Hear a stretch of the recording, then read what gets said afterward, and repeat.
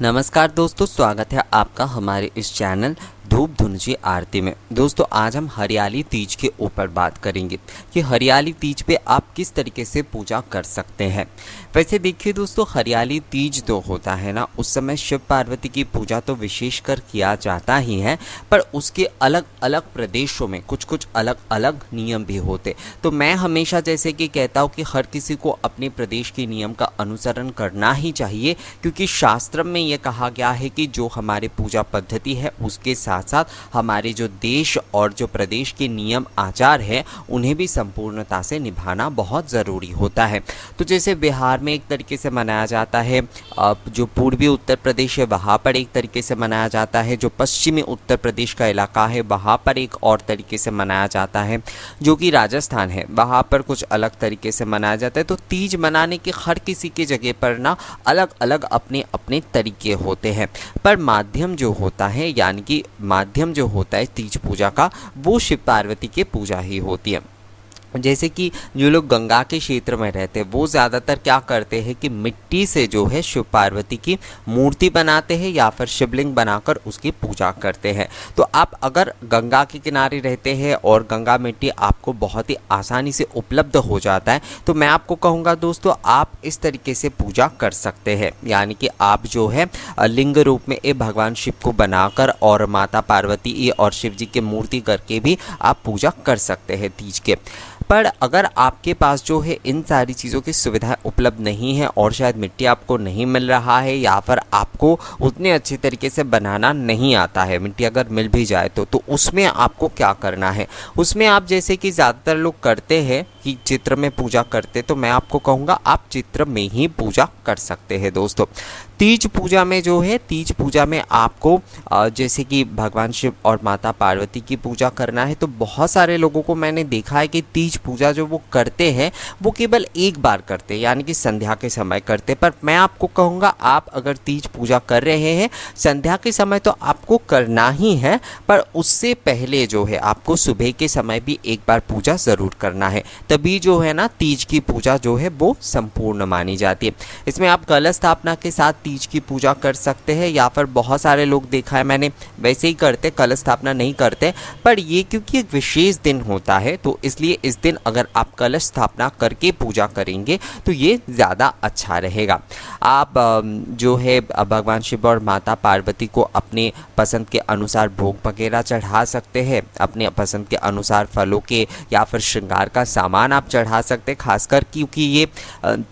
जो माताएं और बहनें जो है वो इस तीज को खासकर मनाते हैं, वो अपनी सौभाग्य की कामना के लिए शिव पार्वती की पूजा करते हैं और ये प्रार्थना करते कि उनके जो सुहाग है ना, उनका सुहाग भाग हमेशा शिव पार्वती माता पार्वती की तरह ही बनी रहे। तो इसलिए जो है श्रृंगार का सामान इस दिन खासकर माता पार्वती को अगर आप चढ़ाते हैं तो ये बहुत ही ज़्यादा अच्छा होता है। उसके साथ साथ आप भोग, आप जो फल है वो आप चढ़ा सकते हैं, और जो धूप में जैसे कि जो मैंने ऑलरेडी आपको बता दिया है कई धूपों के बारे में, जैसे अष्टांग धूप आप चढ़ा सकते हैं, या फिर आप सप्त आरती धूप से आरती कर सकते हैं, आप दशांग धूप चढ़ा सकते हैं, या फिर जो है दोस्तों आप केवल राल और गुग्गुल के धूप से और पंचदीपक से आरती कर सकते हैं। तो आरती और पूजा के जो भी सारे दीपक आप जलाएंगे उसे आप अलग रखिए, और जो भी आप जैसे बहुत सारे जो प्रदेश में जैसे नियम होता है कि उस दीपक से, यानी कि एक दीपक थाली में रखा जाता है और उस दीपक से पति के जो मुख होता है उसे देखा जाता है, और उसके बाद उन्हें प्रणाम करके जो है उनके हाथ से पानी पिया जाता है। तो वो दीपक जो है, यानी कि जिस दीपक से जो है ना आप अपने पति के मुख दर्शन करेंगे वो अलग रखिए। वो आप आटे का रख सकते हैं, या फिर जो है आप वो जो दीपक है आप वो पीतल का रख सकते हैं, आप अगर चाहे तो मिट्टी के दीपक भी रख सकते हैं। पर पूजा के जो दीपक होंगे, जो कि शिव पार्वती की पूजा के जो दीपक होंगे उसे आपको अलग रखना है, उसे आपको जो है ना उस दीपक के साथ मिलाना नहीं है। यानी वो थाली जो आप अपने पति के पूजा के लिए रख रहे हैं, पति के मुख देखने के लिए, उन्हें टीका करने के लिए, वो आप अलग रख लीजिए दोस्तों। उसका जो है ना आप जो है पूजा के साथ मत मिलाइए। पूजा आप कर लीजिए शंकर भगवान और माता पार्वती की, और हो सके तो पति पत्नी दोनों मिलकर अगर ये पूजा करते हैं ना तो ये ज़्यादा अच्छा रहता है। बहुत सारी जगह पर केवल पत्नी ही इस पूजा को करते हैं, हाँ व्रत शायद पत्नी ही रखा करती है, इस वजह से पत्नी पूजा को करती है। पर हो सके तो आप दोनों एक साथ बैठ के, क्योंकि आप ये सुखी दाम्पत्य के लिए और अपने सौभाग्य के लिए पूजा कर रहे हैं, तो दोनों अगर एक साथ बैठ के जो है कम से कम आप आरती करते हैं शंकर पार्वती के, तो ये बहुत ही ज़्यादा अच्छा रहता है दोस्तों। तो कोशिश करिए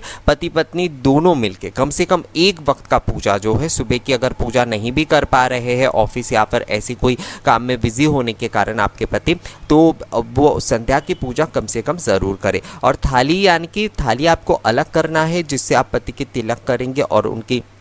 मुंह देखेंगे। पर जो भगवान शिव और माता पार्वती की जो आरती पूजा आप करेंगे, वो दीपक, वो धूप पात्र, वो सारी चीज़ें आपको अलग करना है दोस्तों। तीज का जो महीना होता है, इस दौरान सबसे जो ज़रूरी होता है, क्योंकि ये सावन के महीने में आता है, तो हरियाली तीज में जो सबसे ज़्यादा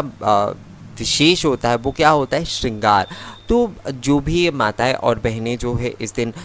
भगवान शिव और माता पार्वती की पूजा कर रहे हैं, तो वो बहुत अच्छी तरीके से ना अपना श्रृंगार जो है वो ज़रूर करें। खासकर जो है इस समय जो हरे हरी चीज़ें होते हैं, हरे हरी जो पोशाक होते हैं, जो चूड़ियाँ होती है, वो अगर पहनते हैं, मेहंदी लगाया जाता है, आलता लगाए जाते हैं, जो गहने होते, जो स्त्री सौंदर्य का प्रतीक होता है, उसे भी अगर आप पहनते हैं ना, तो ये बहुत ही अच्छा होता है। यानी कि बिल्कुल एक माता, अब जैसे गौरी माँ को हम देखते हैं ना, गौरी माँ अपने पूरे साज श्रृंगार करके अपने महादेव की उपासना करते हैं, तो उसी तरीके से एकदम गौरी माँ की भावना के साथ जो है आप माता पार्वती की तरह ही जो है बहुत ही सुंदर तरीके से आप श्रृंगार करिए। और उसके बाद दोनों मिलके जो है ना आप पूजा करिए। और पूजा के बाद जो है आप अपने चांद को देखते हुए, हाँ, इस कई जगह पर जो है चांद को देखने की प्रथा है और कई जगह पर चांद को देखने की प्रथा नहीं है। ये अपने अपने प्रदेश के नियम के अनुसार हो सकता है। यानी कि राजस्थान की तरफ मैंने देखा है कि चांद को देखने की प्रथा है, चांद को देखा जाता है। वैसे करवा चौथ में जैसे छलनी में देखा जाता है, यहाँ पर वैसे नहीं होता है। चांद को बस चांद उगने के बाद जो है चांद को केवल जल चढ़ाया जाता है और उसके बाद अपने पति की मुंह देखकर जो है ना, जो दीपक है उससे और उनके हाथ से वो जल पिया जाता है। तो ये कई प्रदेशों के नियम हो सकते, कुछ प्रदेशों में जैसे चांद को देखने के नियम नहीं होते हैं। तो आपको अपने अपने प्रदेश के नियम के अनुसार ही इस चीज़ को करना चाहिए। पर बाकी जो भी सारी चीज़ें हैं, जैसे कि आपको पूजा करना है, आपको श्रृंगार करना है, ये जो सारी चीज़ें, ये सारी चीज़ें बहुत कॉमन होता है दोस्तों। बहुत सारे लोग ना इस दिन तीज के गीत गाते हैं, तो आप अगर तीज के गीत इस दिन गा पाते तो बहुत ही अच्छा होता है। बनारस के तरफ मैंने देखा है कि वहाँ पर बहुत अच्छे से जो महिलाएँ होती है वो एकत्रित होकर तीज के गीत गाती है और आरती गीत भी गाती है तीज के। तो वो अगर कर पाते हैं तो ये बहुत ही ज़्यादा अच्छा होता है। वैसे कहा जाता है कि इस दिन अगर आप जो है साथ आपके जो सुहागन है, तो उन्हें सौभाग्य का सामान जैसे कि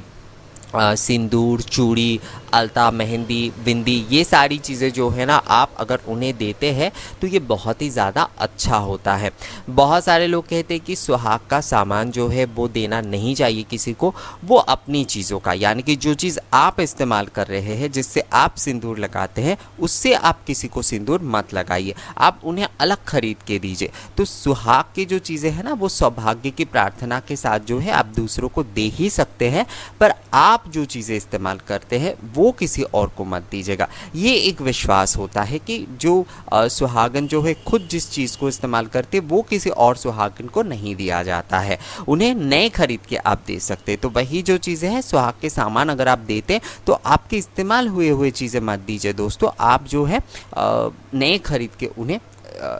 ज़रूर दे सकते हैं। इसमें किसी भी प्रकार की समस्या बिल्कुल नहीं है। मूल जो विषय है हरियाली तीज की वो है कि शिव पार्वती की पूजा करना, और बहुत ही अच्छे तरीके से आप ये पूजा करिए एकत्रित होकर, यानी कि पति पत्नी दोनों मिलकर जो है इस पूजा को करिए। और घर पे अगर आपके बाकी सदस्य भी है तो उनके साथ मिलके भी आप जो है ना इस पूजा को कर सकते हैं। और खाने के विषय में मैं आपको कहूँगा, इस दिन जितना हो सके, बहुत सारे लोग प्याज लहसुन इस दिन खाते हैं, हैं, पर मैं कहूँगा प्याज लहसुन इस दिन नहीं खाना चाहिए दोस्तों। प्याज लहसुन का आप अगर त्याग करते हैं इस दिन, प्योर जो वेज खाना होता है वही अगर आप खाते हैं इस दिन तो ही अच्छा होता है, क्योंकि ये भी एक तरीके से अगर देखें तो व्रत ही होता है। तो पूरे दिन आप जो पूजा कर रहे हैं, आप जो है व्रत के नियमों का पालन कर रहे हैं, तो उसके बाद जो है ना दोस्तों आप जो खाना खाते हैं वो आपके शरीर के लिए भी बहुत ज़रूरी होता है, सही चीज़ें। तो इसलिए प्याज लहसुन ऐसी गर्म वाली चीज़ें अगर आप उस समय नहीं लेते तो वो ज़्यादा अच्छा होता है।